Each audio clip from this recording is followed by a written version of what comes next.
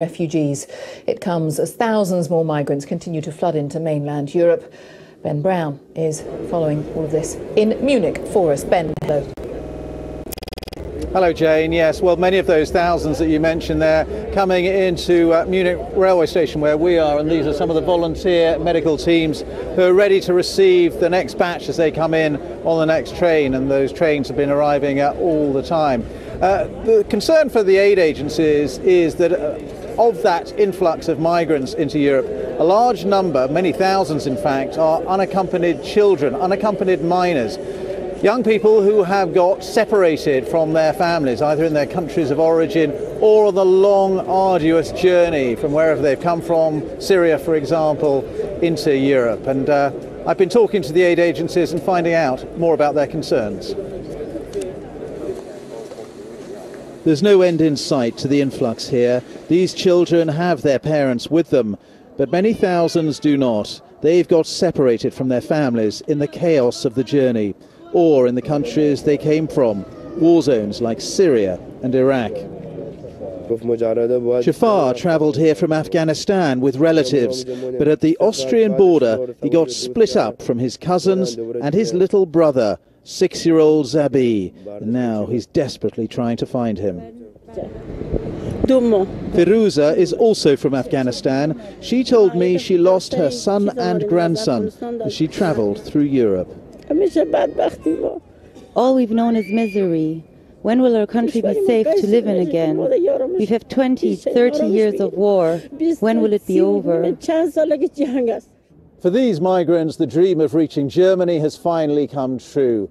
And yet for many, their new life here is shrouded in uncertainty. And they're reluctant to register as asylum seekers in one particular town or city until they found their missing relatives, who may be in an entirely different part of the country. This is where some of the lost children are looked after, a care home in Munich run by the aid agency Caritas. They're taught German to prepare for their new lives here, but many are deeply traumatized. Our youngest boys are 13 in the moment, and sometimes they cry at night, sometimes they are very tired or go to sleep. Sometimes they play and have fun, it's different, and sometimes they are very angry to be here. They like to be at home with mom and dad and her cousins. The refugees are beginning their new lives here, but for some, until they've been reunited with their loved ones, their journey won't be over.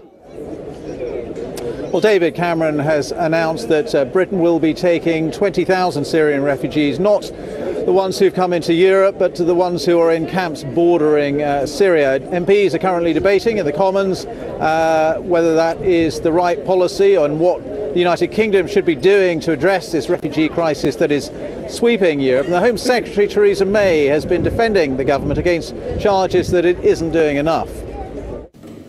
As this crisis has grown, the government has done and will continue to do everything it can to help those in immediate need and to stop the dreadful situation they are fleeing. Such a huge task demands a comprehensive approach, one that tackles the causes of the problem as well as the consequences. And can I just finish this point, and then I'll give way to the Right Honourable Gentleman.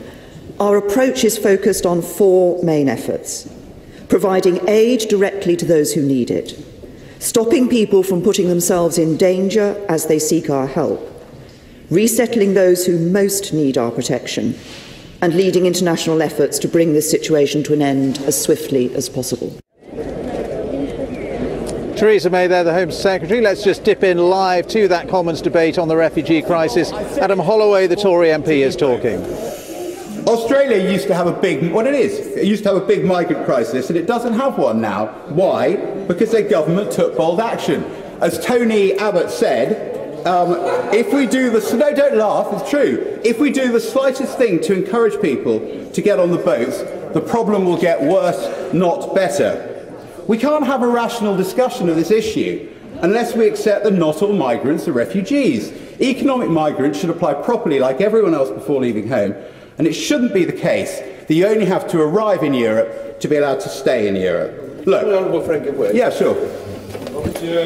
I thank my very honourable friend, both here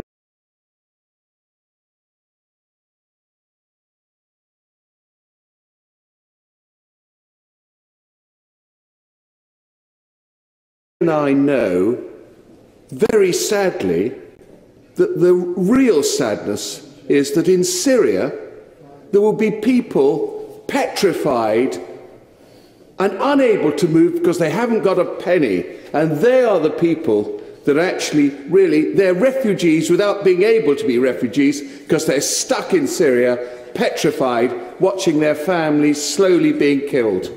Absolutely, and I think we have a deep moral obligation to people who find themselves caught up in the wreckage of war. Okay, so we'll leave that debate that's currently going on in the Commons, and some interesting exchanges really about the refugee crisis in Europe at the moment. Let's go to Hungary now, because of course the people who are arriving here in Germany, where I am, have been coming up, for example, from Syria up through Turkey, Greece, Macedonia, Serbia, and then into Hungary, and then on through Austria into Germany. And on the Serbian-Hungarian border, there's been more confrontation today between Hungarian police and some of the migrants. Let's go to Nick Thorpe, who's our correspondent there. Nick, what can you tell us?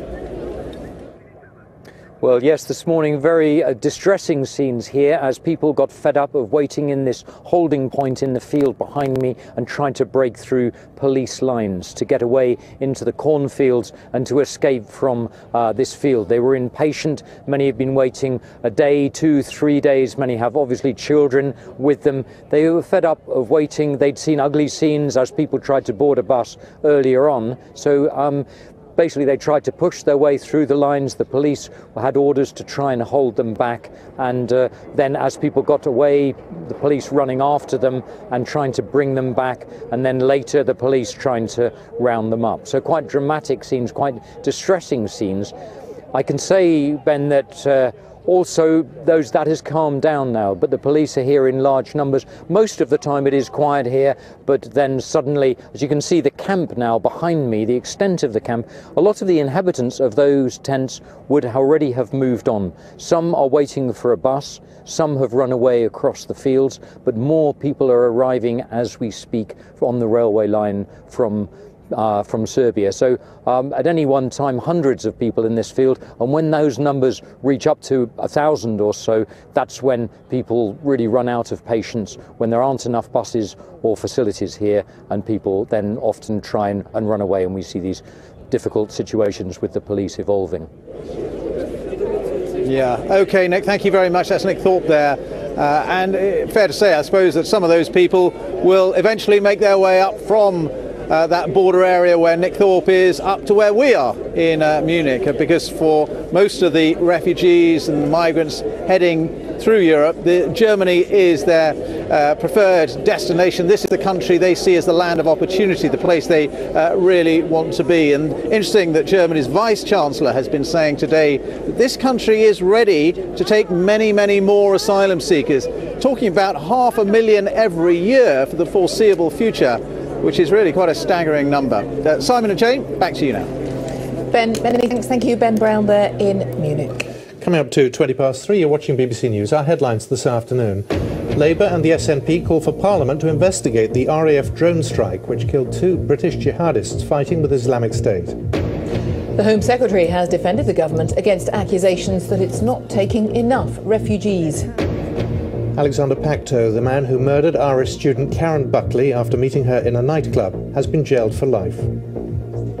Coming up this hour, we'll hear about a British father and his wife who feared their baby had been sold to human traffickers in El Salvador.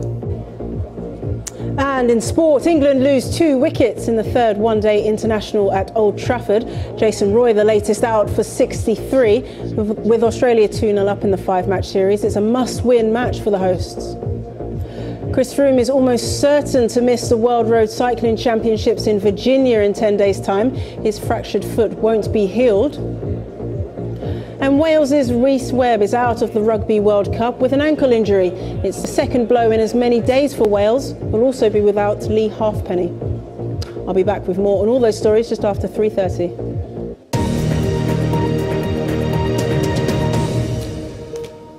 The 21-year-old man has been sentenced to life in prison for the murder of Irish student Karen Buckley.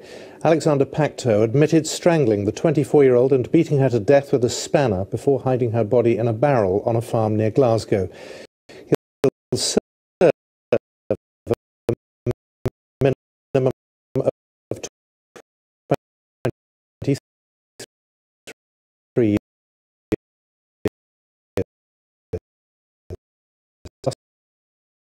Extraordinary lengths to which you went to cover it up,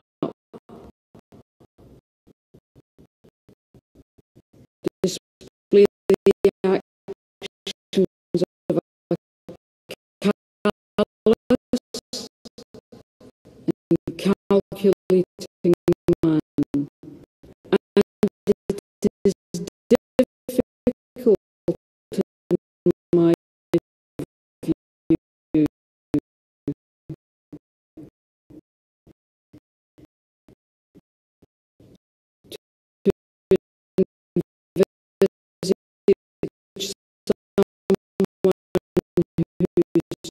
truly sorry for killing another human being,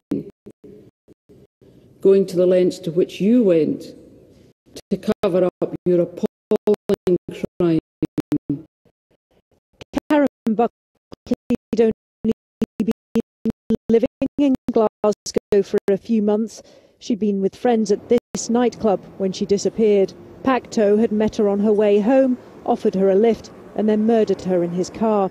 He then tried to cover up his crimes, hiding the 24-year-old's body at this farm on the outskirts of the city. I met her outside the sanctuary. Pacto concocted a story to tell police. Their investigation into the young student's murder made more difficult by the killer's repeated lies. Karen Buckley's family were in court to hear her murderer sentenced to a minimum of 23 years in jail. In a statement, they said, "Today's life sentence will not bring our beautiful Karen back. Our little angel has been taken from us in the cruelest of ways. We mourn for her every day." Karen Buckley came from a very close-knit family. Today they called her killer a truly evil coward and said they hope he will spend every day in prison haunted by what he did. Lorna Gordon, BBC News at the High Court in Glasgow. Later this week, MPs will discuss proposed new laws to allow people who are terminally ill to end their life. Under the terms of the law, a High Court judge and 2 doctors would all have to agree that the patient had made an informed decision to die. Well, the Labour MP Keir Starmer is a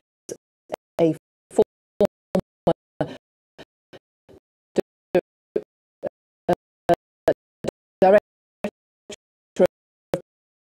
of Public Prosecutions,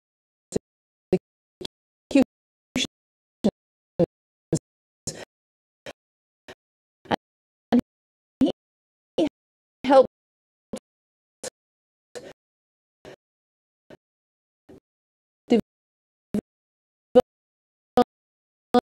devise the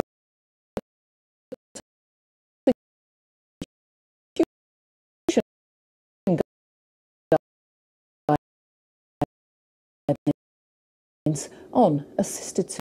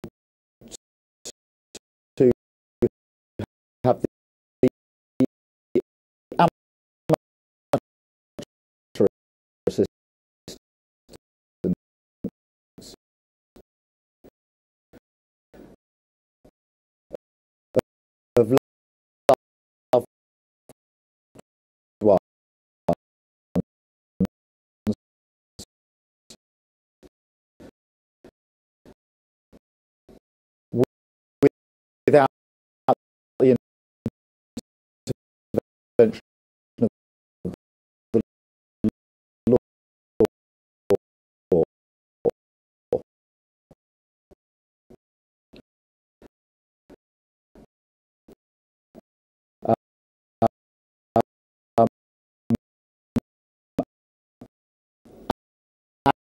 And I think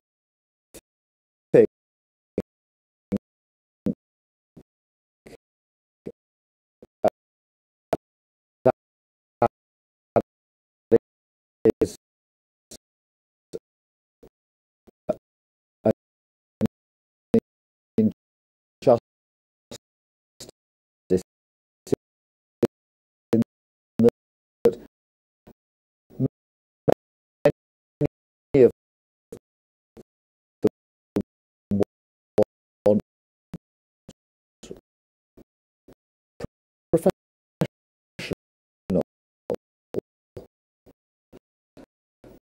uh, advice and assistance in ending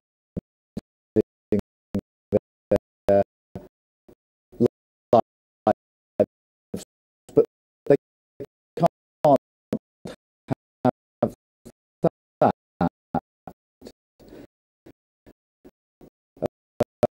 unless they've got the money and the ability to get to dignitaries in Switzerland.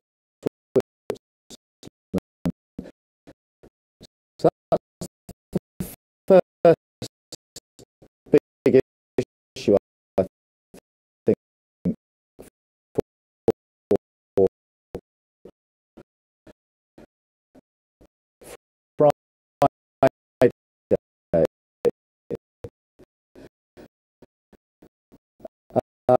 Um,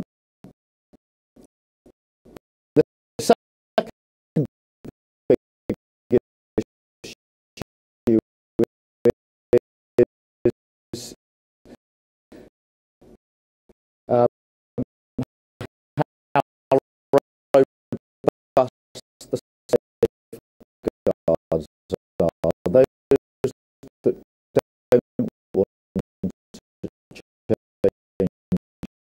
in the law quite rightly points to the risk of people who may be vulnerable to pressure ending their lives. And they've got a very good point. And so the debate will then go to the strength of the safeguards. They are strong, in my view. It does require sign-off by a High Court judge, plus a declaration from the person who wants to end their life and medical evidence. So they are strong safeguards. And one of the points I hope to be making on Friday is that having those safeguards before the event, rather than, as under my guidelines, an inquiry after the event, is actually better all round. I mean, just picking up on the safeguards, obviously, as you suggest, it is an area that is controversial and is being closely scrutinised. Baroness Butler-Sloss, former president of the Family Division in the High Court, has been speaking about her real concerns on this. And she said that her experience of presiding over the Family Division of the High Court showed her again and again how subtle and calculated, she says, the pressure, coercion, and even controlling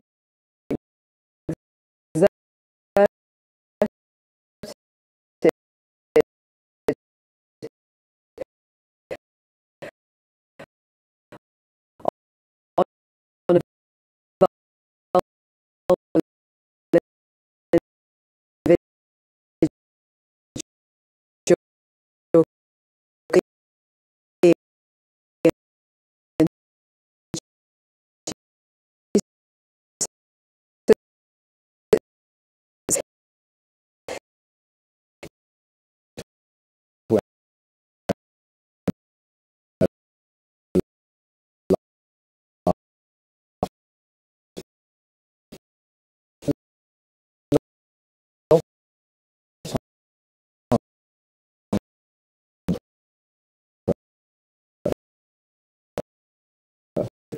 debate, and this is why I say it's got to be conducted with respect all round. There's a lot of experience on both sides, and for me it's about finding the right balance. Keir Starmer talking to Joanna Gosling earlier. A British missionary to El Salvador who believes his child was deliberately swapped at birth has been reunited with his son. Richard Cushworth, who's from Bradford, and his Salvadoran wife had DNA tests carried out to prove that the child they given in hospital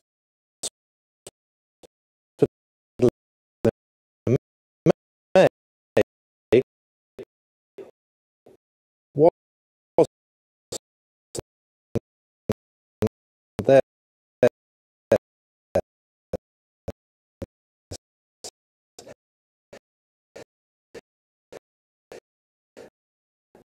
and he was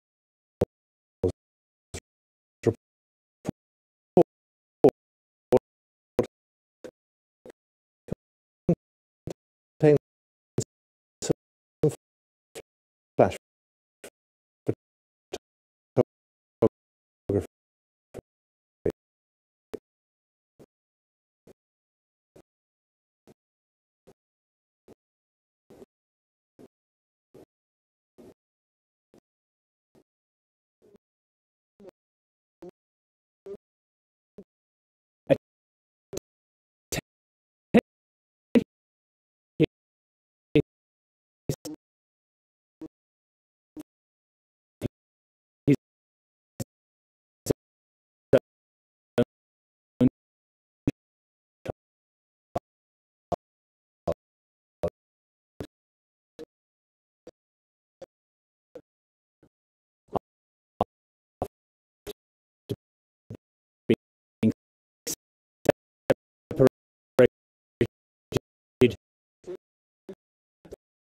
For more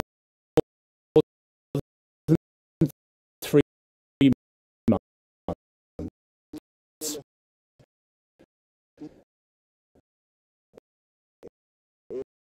British-born Richard Cushworth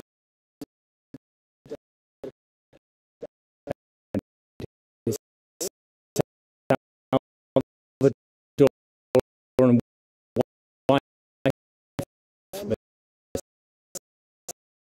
Mercedes Casanea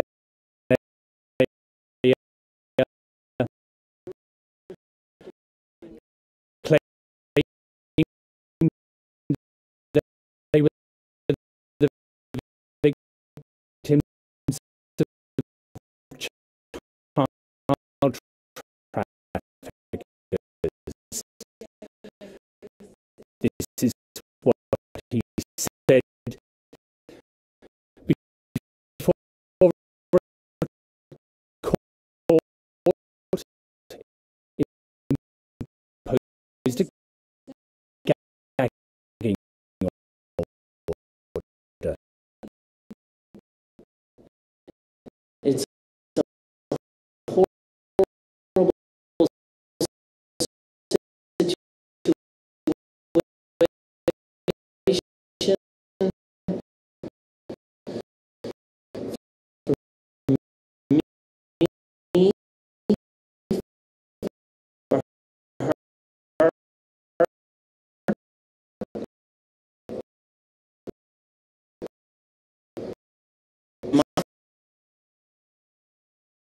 England advised to go